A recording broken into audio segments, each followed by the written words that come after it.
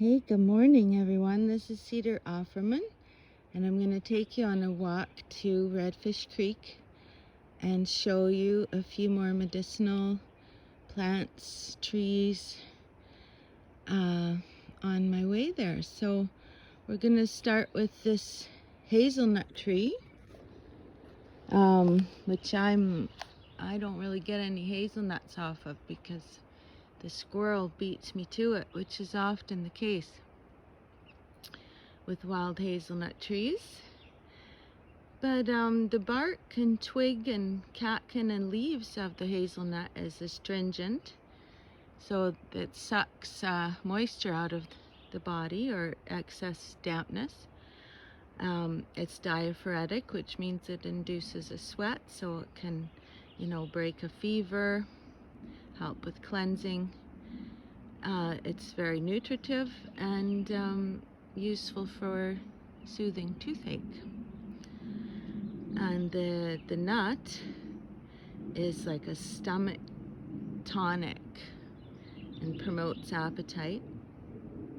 The oil of the nut is used for threadworm, pinworm in small children. And yeah, the nut is super nutritive, lots of calories, protein, carbs, and all kinds of trace minerals and vitamins like thiamine and just calcium, phosphorus, iron, magnesium, sodium, potassium, zinc, So if you can get a hold of them, they're an awesome food source. And of course, anyone who's been in the woods and around here knows about thimbleberry. They make a little tart, well, it's sweet, but a bit tart, little thimbleberry. Red and a bit seedy, but very, very tasty. Got lots of them around here. I brought my little folio book, it's called, where I write down about the plants.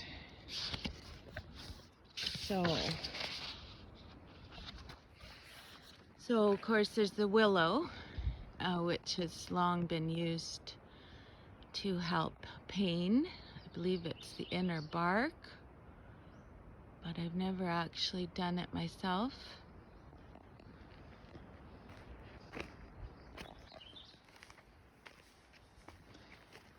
So here we go, down the trail. So here's birch.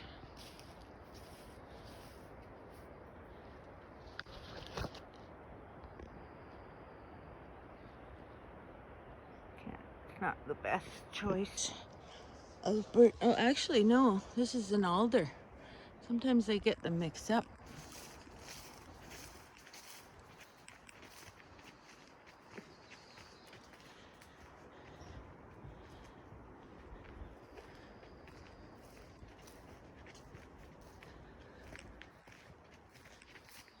Okay, over here we have birch.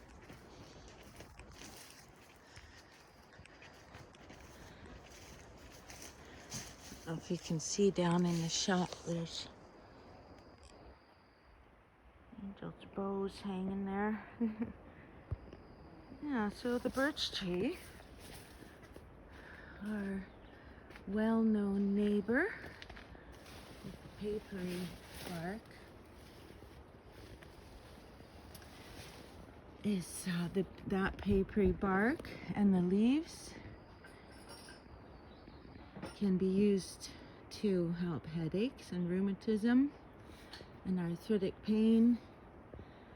And the leaves are used internally for kidney and urinary bladder disorders. I was quite amazed when I learned about that. And then you can use a topical application of that birch paper or leaf tea to soothe eczema and psoriasis. It's amazing. Of course, there's red clover, our old friend. This one doesn't have any flowers on it right here. It's in the shade. the blood cleanser. And it's very nutritive. It's edible. It's actually anti-inflammatory and helps stimulate circulation. And it's good for the respiratory system. It's very nourishing. We used to sell red clover to somebody who makes a tincture to cure cancer. Of course, any of these little tips, the spring growth tips of the fir trees, can be used to make tea, or when they're very new, you can eat them and they have sort of a tart, lemony taste. I have been told that in the spring you can make tea from the thimbleberry leaves, which also have a lemony flavor. I've never tried it. All right, what else have we got down here?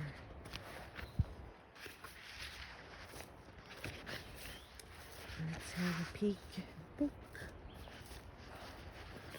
All right, so I'm on the hunt for sarsaparilla, or pipsissewa. Sometimes I call the herbs when I'm searching, and they quite often they'll come. My children remember me holding their hands in the forest looking for pipsissewa, and we would say, "Pip pip pipsissewa." Let's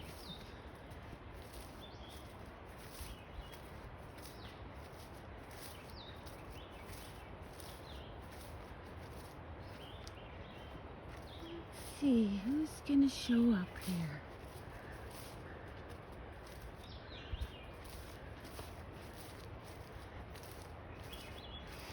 It's amazing, you know, I've of course raised my family in the backwoods, and we didn't use doctors unless absolutely life-threateningly necessary. We had a midwife on the property, and she had painkillers and syringes and anesthetics, local anesthetics, and her husband could stitch wounds and set bones. And then of course we used the herbs.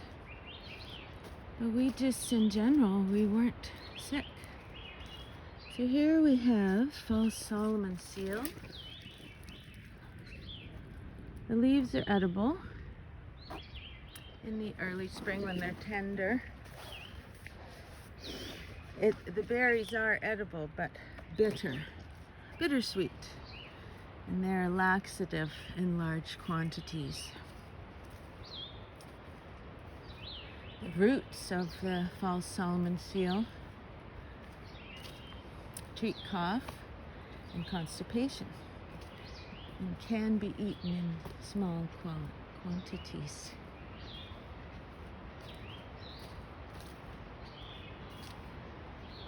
You can hear the creek, the spring runoff here, and it's just raging.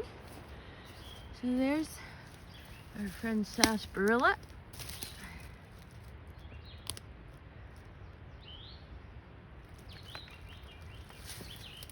Alrighty, there's another one. I'm just not very familiar with it, so I'm gonna find it in my book here.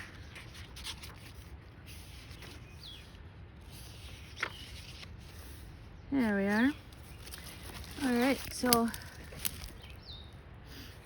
sarsaparilla is a stimulant and a tonic used especially to tonify the lungs and the kidneys. It's a relaxant suppressing overactive adrenals.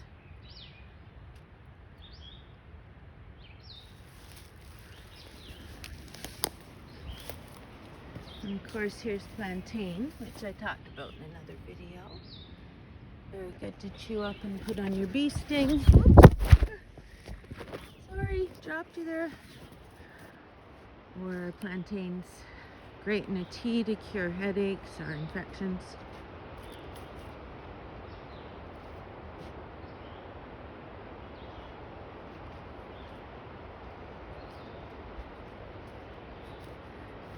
Okay, I'm sure we're going to come across some pipsissewa soon here. Here's the little twin flower, also known as Linnea. They're lovely. They sort of, in some places, just carpet the forest floor and have a marvelous smell.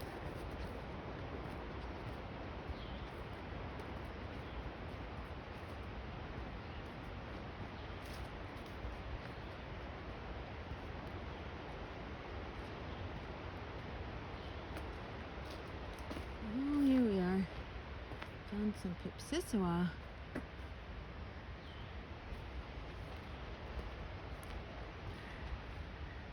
Just a bit tricky to get to that patch. Go up here.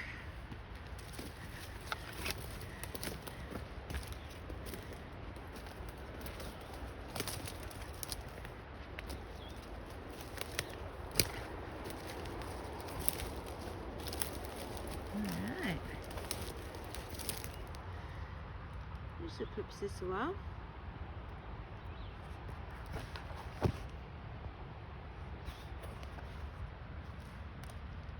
So I have a friend who's a Dene Cree elder, and she told me that pipsissewa is good for all female organ troubles, or female troubles, she said, and it's specific to the kidney, urinary bladder system. It's great for kidney weakness or inflammation. And it's generally the roots that are used. You can make tea from the leaves in the summer, but in the fall I gather the roots. And I went to a medicine wheel gathering once, and there was a kitchen full of First Nations women boiling a big pot of all these coils of pipsissewa root. And the tea was a beautiful pink color. And they said that it was good for everything. So there you go.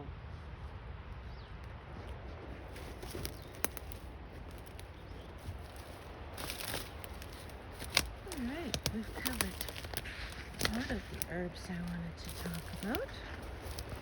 I just have a little peek down the road in case there's anything else. We could talk about rose hips and white pine. I may have mentioned white pine in the last video, I can't remember.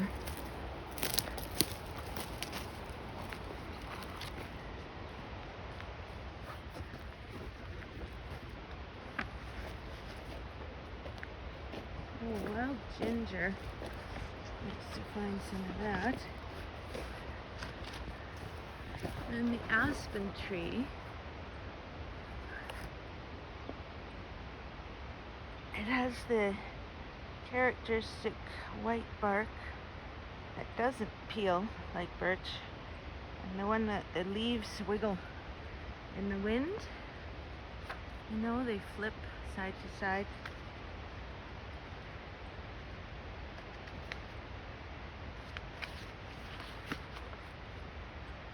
Alright, so yeah, apparently the inner bark of aspen is helpful for fevers, coughs, and pain.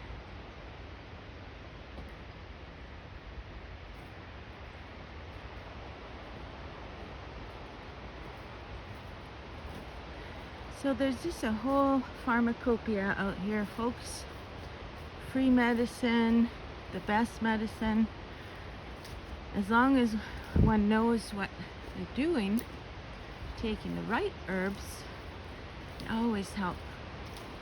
And I have yet to be let down by the herbs. This is the horsetail, very mineral rich, silica. It's a general tonic, it dissolves tumors, excellent for the kidney, urinary bladder, very nutritive, mineral rich. I use it in my menopause to keep my minerals up. so I don't lose my teeth and bones. A huge patch here. Beautiful.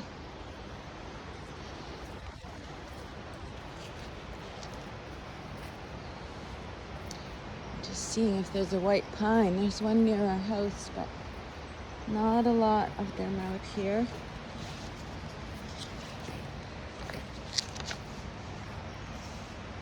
The wild ginger, where were you hiding? I know you were somewhere around here. There you are. Yes, wild ginger. See that little patch? They have heart-shaped leaves. They're absolutely delicious. I powdered the root, used it in ginger snap cookies. Oh, to die for. It makes a lovely tea, a little bit of raw honey, and it's so beautiful. It's always nice to find a ginger. If you crush the leaves and sniff, you can smell a lovely ginger smell. It has similar properties to the Chinese ginger, but I don't know if it's quite so circulative as Chinese ginger, but the root will use the root, and it will bring on menstruation. Of course, always harvest root in early spring or late fall when the greens have died back. More energy in the root. It will regulate the heartbeat. Interesting that it's shaped like hearts. Often that's the case. There'll be some physical clue, like red clover is good for blood, white clover is good for lymph. You can even drip a ginger tea in your ear to relieve an earache. It will help purify your blood after snake bite. It induces sweating.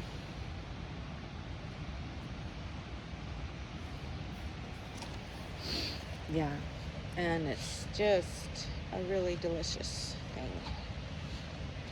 So I think that's most of what I wanted to cover today. I thought I should have started with the rose bush at my house. But you all know the wild rose, eh? And those rose hips in the fall are really high in vitamin C and help with colds and coughs and intestinal distress. It's antiseptic, anti-inflammatory. So thank you for joining me on my morning stroll. And that's just a peek into the rich pharmacopoeia that is at our fingertips. If we can learn, always learn from a reputable herbalist, somebody who knows what they're doing. And I'm